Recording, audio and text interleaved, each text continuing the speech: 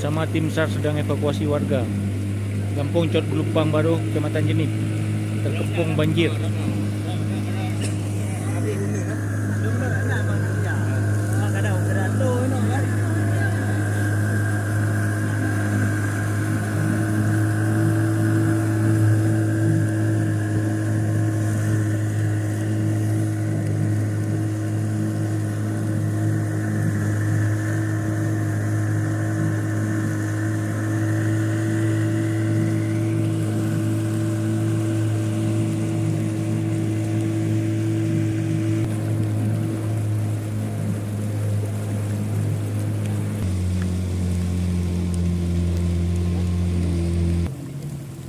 Kandas nggak?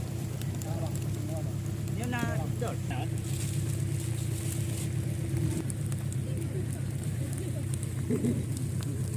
Coba tanya kenapa, Beb? Bahkan Pak. Naik jap deh.